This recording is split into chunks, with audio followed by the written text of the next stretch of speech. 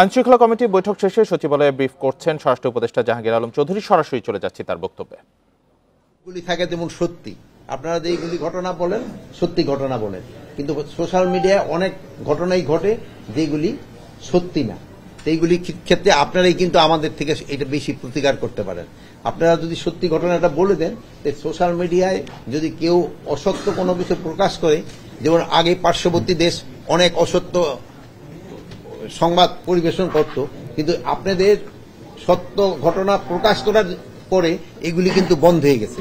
এখানেও এটা শুধু দেশে বাইরে সব জায়গার ক্ষেত্রে কিন্তু এটা প্রযোজ্য। এটা যদি আপনারা একটু উদ্যোগী হন তবে কিন্তু এই জিনিসটা বন্ধ হয়ে যাবে। আরেকটা জিনিস হলো, এই আমরা চাচ্ছি যে এই সিম কার্ডগুলি আমরা কমায় নিয়ে আসবো। বান্ডেল থাকলে প্রতি সেনমানিতে টাকা বাঁচবে। বিকাশ সেনমানি বান্ডেল কিনে জিতুন প্রতি লেনদেনে। দেখি তো এখন একবার ড্রাস্টিক্যালি কমানো যাবে না, আমরা একটা প্রসেসের মাধ্যমে আস্তে আস্তে কমায় নিয়ে আসবো। আপনারা জানেন এই সিমের মাধ্যমে বিভিন্ন ধরনের, যেহেতু এই বোন হয়তো একটা সিম আনতে গেছে, বাট ওনার চাপ দিয়া হয়তো 2-3টা সিম অন্যের নামে বের করে নিয়ে গেছে। এখন হয় কি, যে সময় কোনো একটা ঘটনা ঘটলো, দেখা যায় উনি এই সিমটার মালিক না, বাট ওনার সিল দিয়ে গেছে, ঘটনা ঘটায় ওনার এসে যাচ্ছে ওনার নামে। এইগুলি কিভাবে করানো যায়, এইগুলির ব্যাপারে আজকে আমরা অনেকভাবে আলোচনা করছি।